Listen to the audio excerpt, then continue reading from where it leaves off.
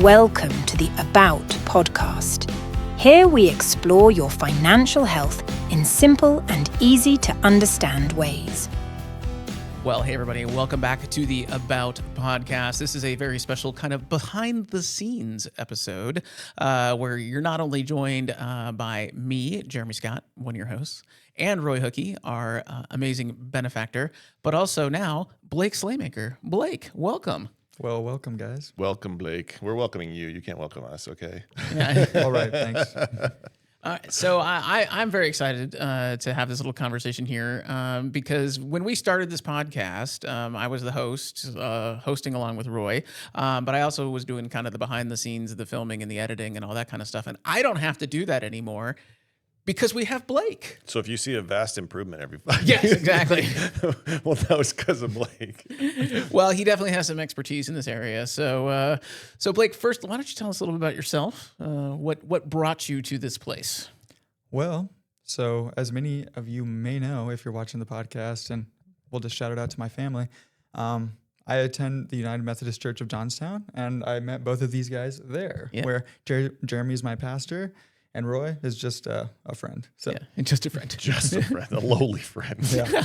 So I met both of them there a long time ago, obviously, but we ventured into I did his wedding. It was really fun. Yeah. Had a wedding, grown through life together, but I recently graduated from college in 2021-ish.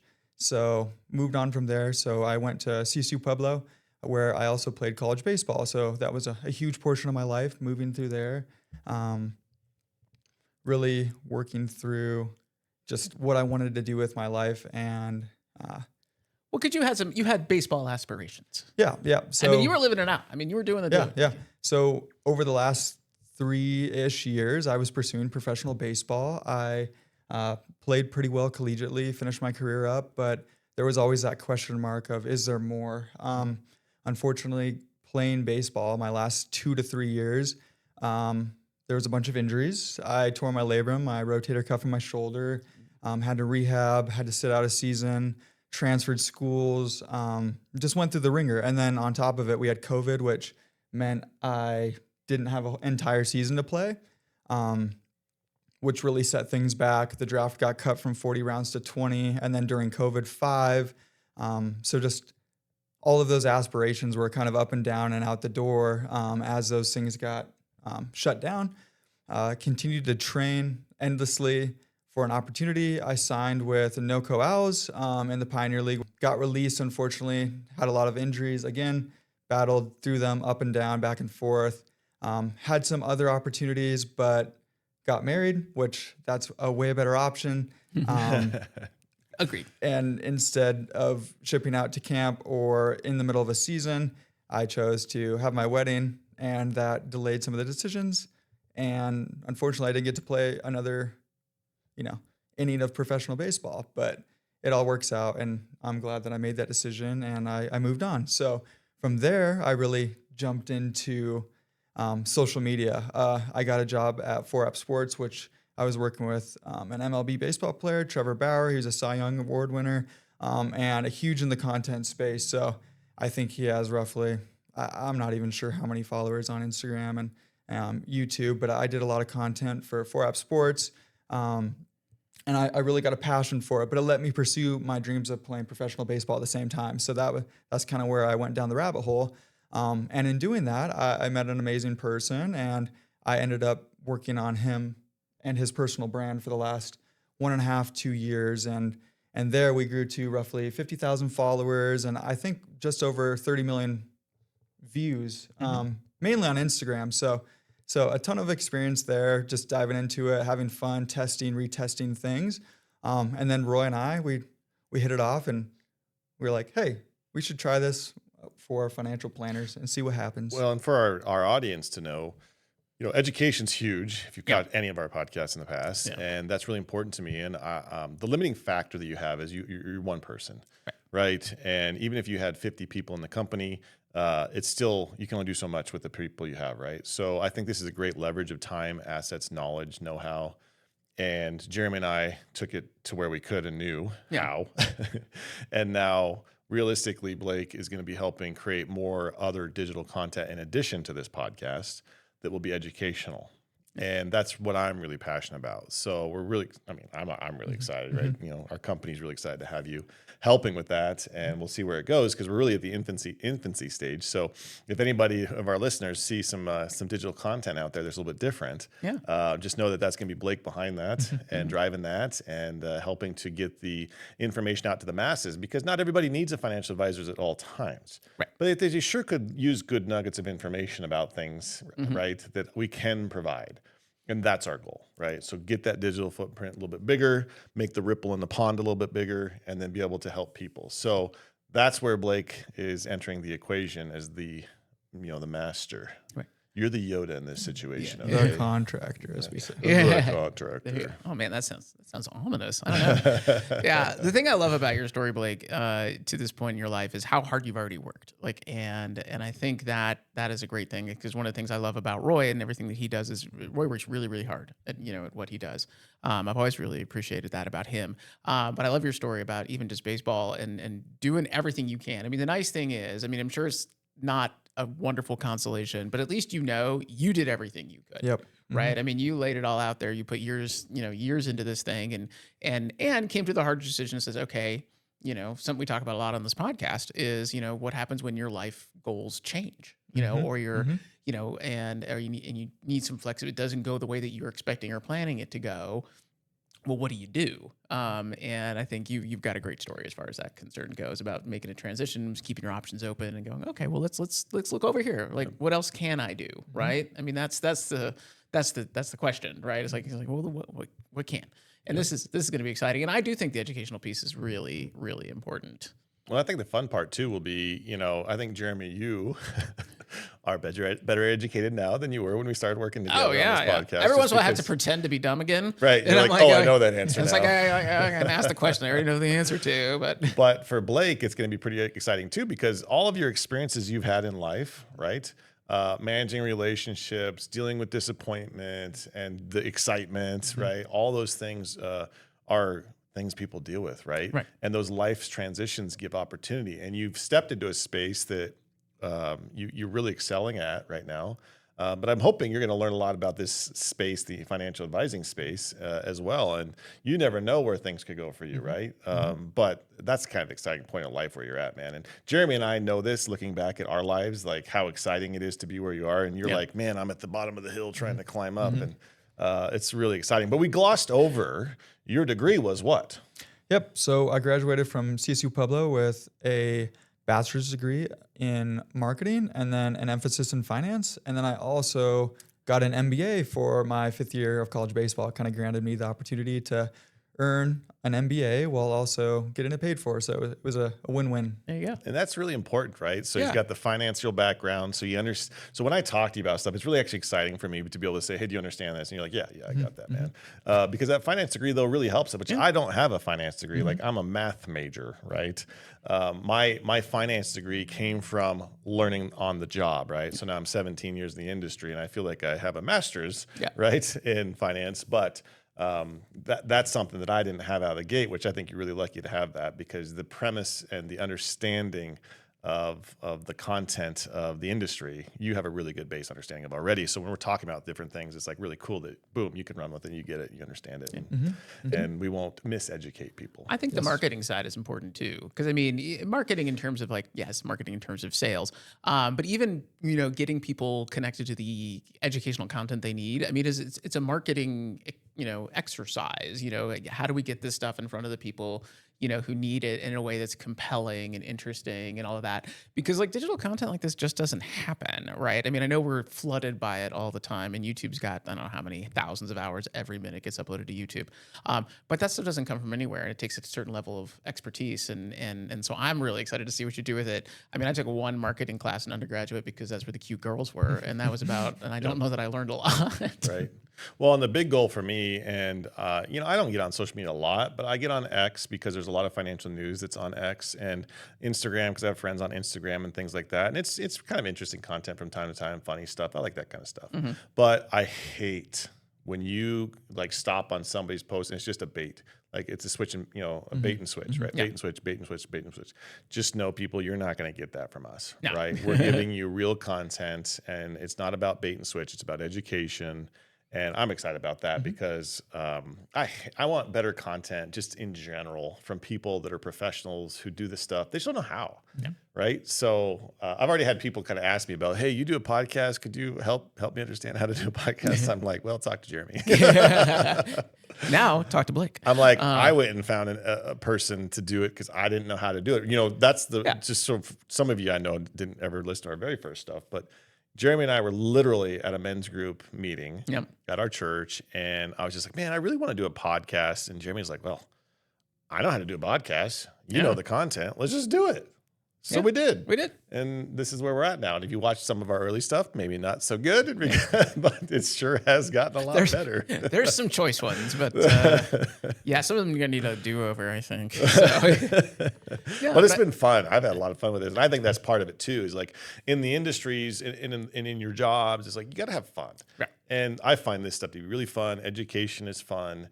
And I'm really excited to see where this can go, and having Blake be part of this process. I'm really, I haven't seen realistically we haven't done our first release even yet. So this is really early for everybody to kind of get a little glimpse behind the scenes and why we're doing what we're doing and how it's going to change. And hopefully you'll see some stuff. And I'm really hoping if you do, you'll make a comment and let us know you saw it. There you go. It is nice. The feedback is nice. Well, I think it's great that you're investing in this, Roy, and it's wonderful. And for some people, like the long form content of the podcast we've been doing, like that's what they need and they like. I know I like that. I listen to a lot of stuff like that. When I'm doing things around the house or whatever. But being able to take it and do some shorter form content, pull out the clips, that kind of stuff. It's so funny. It's the same conversation we have at the church, right? Like you put all this time and energy, effort into this 20, 25-minute sermon. It's great, but if you don't find ways to then use it in other ways, because for some people that's what they need. Some people they need a little differently. Well, and ideally, I'd really like to create a video library. And we've talked about so much content, but we could create a snippet of, what is a stock, what is a mutual fund, like little basic things. But some people don't know that stuff, so it'd be really cool to have a video library where you could go on our website or something and check out those kinds of things. But I was curious for you, Blake. You're way more into the social media world just because of your age, even, right? Yeah. You grew up in this. Yeah. And what are you seeing just in general for people to be able to get educational content out there today? Like, how do they ingest it and why do they ingest it? Yeah, I think there's like a deep-rooted want for learning, and attention is king in our day and age. We have such quick, I'm not sure what the word is, but attention spans, basically, where we really want to just dive into something and then bounce around and find content.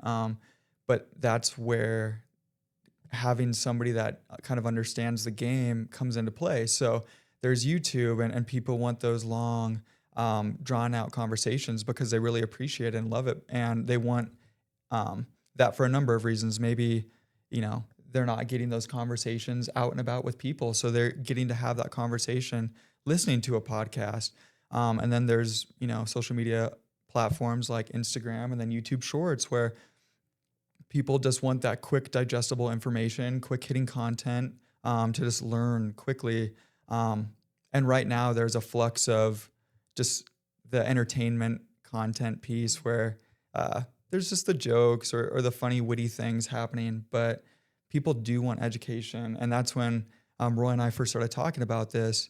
We really broke down, like, first of all, I think Roy is an amazing person. He breaks things down so well. He's a teacher, and that's what I appreciate about both you guys. You're doers. So I was like, oh, this is awesome. Let's dive into it. But really, he has a message to share. He's not just seeking your money. He's building relationships with people, and he's here for somebody around something that is so pivotal in relationships, in everyday life, money, and breaking down the stigma, but around it, really. Yeah. So getting that message out to people to really just help them understand how they can use their money best, how their relationship with it should be, and then how he can help that. So if that kind of answered your question. I kind of went off on a tangent. I'll pay you a little bit for that later. There you go. Lunch is on me. There you go. Ooh, really? Free lunch. There we go. Yeah. Well, I mean, I think, and the realities. I mean, social media, the landscape shifting. It's shifting all the time. You know, this is the place, and then now this is the place over here, and so having somebody dedicated to that work, I think, makes sense. And also, you know, we talk about all the time. Education, just want you to be educated about your money, what's going on with it, and everything else. And I think this is a very tangible expression of that goal, is to continue to invest in this. So I'm excited to where things are going. I figured, you know, you're going to have we're going to have 50,000 followers on Instagram. Like that's what I heard. That's what I heard. So I hope so. You know, if my kids find like clips of me scrolling Instagram, that'll be awesome. They're gonna That'll lose be their so minds. They're cool. like, Dad, you're so There it cringe. So you're like, I'm the new standard, honey. yeah. Well, we're excited, and the big thing is that just value-based, education-based content that really, hopefully, people can dig into and find some value from. And you know, the goal is to make it something that people actually want to take, you know, a little bit of their time to actually learn. Yeah, that's really the goal. And hopefully share. I think that's a big piece there. So many people consume content, but a large metric that's really being tracked by most platforms now is the shares. That's a huge piece because it's not something that is just informative for you. You want to share it to your neighbor, and like you're just saying, with your kids, hopefully share it, because if you can teach somebody, they also want to pass it along because they didn't understand it. And that's a huge pivotal piece too. So. Well, and it's always interesting too for how many parents can say something to their kids. And, you know, recently, example, like I have a client who their daughter is going to college, and, you know, I'm sure they've told her the things that I said to her, but it hits differently when it's a third party like me that's a professional, that's serious about money, and they take it differently. And I think that's important, because the share piece of that is like, you know, if you want to share something like even with your daughter, right, Jeremy, then you share her something that comes from someone else's lips and it hits differently. Yeah. Right. So I think that's important. And that's why I'm really excited about this. I really do hope it makes an impact. I really do hope the ripple in the pond gets bigger, just for people in general. Right. Regardless if I get another client from it or not, I really am excited about just hopefully making an impact on people. And the hard part about this, though, is like, you just never know the impact you really make. And that's the bummer part of it, right? Because I would love to be able to know, and maybe you find out someday, some way, somehow. But that's one thing in teaching that I was always told when I was a student teacher. The veteran teacher who was mentoring me was like, never expect a thank you.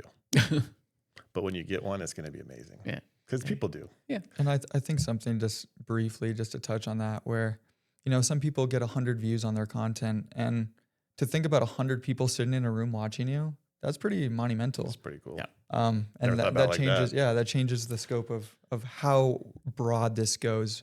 We're in a society where you can reach people anywhere in the world now. So it's pretty cool. I think it's great. I mean, we run into this in the church. I mean, because obviously everything's live streamed, and we were doing that before COVID. We were streaming before it was cool.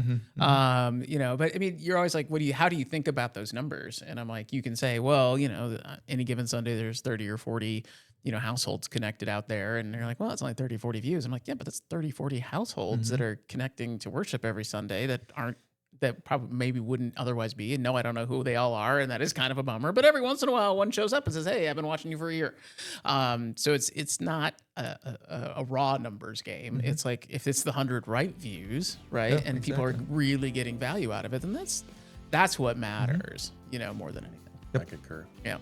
Well, we're excited, Blake. So can't wait to see how this proceeds, and excited about the future. And people, definitely give some feedback on the difference in our podcasts. If you see any difference, you'll know Blake's behind it. Yep. Well, thank you. Appreciate it. Yeah, we're really excited. And if you do notice something, or, you know, as always, if there's a topic that you want us to cover or anything like that, reach out, put a comment on the video or whatever it is, or, you know, something like that. That really does help us. And share if something is interesting or useful, then go ahead and share that with your friends and family, because that's why we do it. And I hope you enjoyed this little peek behind the scenes. Blake, I can't imagine this will be the last time you're on camera. I hate to tell you. Yeah, probably not. You're doing pretty good. I will definitely force you on camera. Okay. Yes, sir. Thanks, everybody. See you, buddy.